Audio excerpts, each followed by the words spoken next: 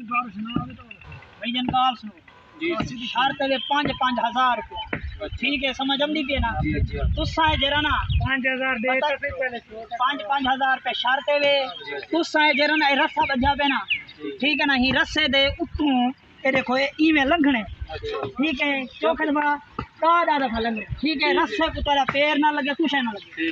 ठीक है तारी अखी बधे ठीक है मंजूर है चलो ठीक है अब कपड़ा दे भाई एक कपड़ा दे बाकी सिरस मजबूत आ गया हम घूम रहे नहीं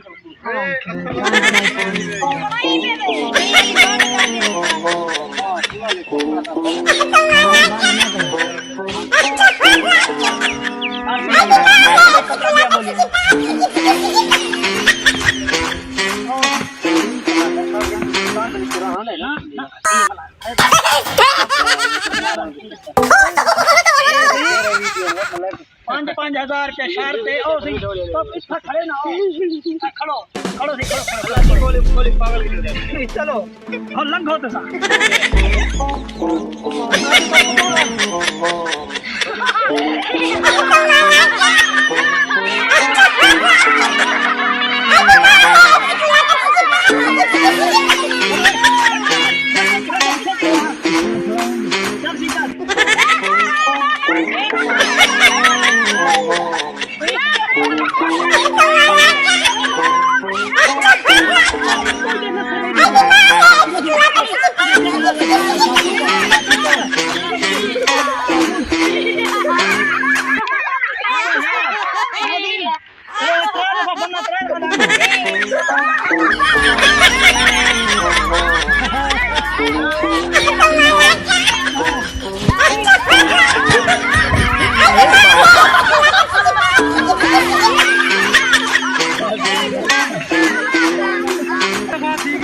पूरा ठीक है